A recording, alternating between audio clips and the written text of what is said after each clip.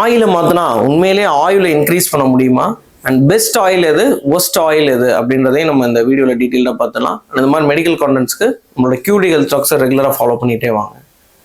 So best ஆயில்னு பார்த்தோம் அப்படின்னா groundnut oil, அதாவது நம்ம கடல் எண்ணெய். அது நிறைய மூஃபான்னு சொல்லக்கூடிய நல்ல கொழுப்பு இருக்குது. அடுத்தது நல்லெண்ணெய், செசமி ஆயில், அது நிறைய ஆன்டி ஆக்சிடென்ட்ஸ் இருக்குது.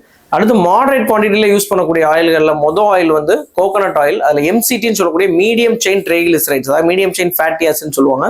இது வந்து க்ரோத்துக்கு அண்ட் எனர்ஜிக்கு அண்ட் வளர்ற குழந்தைங்க அத்லெட்டிக்ஸாக இருக்காங்க அவங்களுக்குலாம் ரொம்பவே ஹெல்ப்ஃபுல்லாக இருக்கும். அண்ட் டைஜஷனுக்குமே ஒரு சூப்பர் பெஸ்ட் இது. ஸோ கீ மினிமம் குவான்டிட்டியில் யூஸ் பண்ணிக்கலாம், கொஞ்சம் விட்டமின்ஸ் இருக்குது. ஆலிவ் ஆயில் நம்ம ஊர் சமையலுக்கு அது அந்தளவுக்கு ஹீட் ஸ்டேபிள் கிடையாது, சாலட் அந்த மாதிரி வேணால் நம்ம யூஸ் பண்ணிக்கலாம். அடுத்து இந்த ரைஸ் பிரான் ஆயில், சன்ஃப்ளவர் ஆயில் ரெண்டுலேயுமே omega-6 கண்டென்ட் தான் அதிகம். அதுலேயும் இந்த சன்ஃப்ளவர் ஆயிலில் ரொம்பவே அதிகம். ஸோ அதிகமான இன்ஃப்ளமேஷன், இன்சுலின் ரெசிஸ்டன்ஸ்லாம் இந்த omega-6 அதிகமாக இருந்தால் நம்மளுக்கு வர்றதுக்கு வாய்ப்பு இருக்குது. ஸோ பேட் ஆயில்ஸ்ன்னு பார்த்தோம் அப்படின்னா refined palm oil and reheat பண்ணி யூஸ் பண்ணுற ஆயில் அண்ட் வனஸ்பதி, இந்த ஹைட்ரோஜனேட்டட் ஃபேட்ஸ் இந்த மாதிரிலாம். அண்ட் ஒஸ்டானதுன்னா ஸ்பெசிஃபிக்காக ஒரு ஆயிலில் சொல்ல முடியாது. சேஞ்ச் த ஆயில்ன்ற கான்செப்டோட கண்ட்ரோல் த ஆயில்ன்ற கான்செப்டுக்குள்ள தான் நம்ம போனோம்.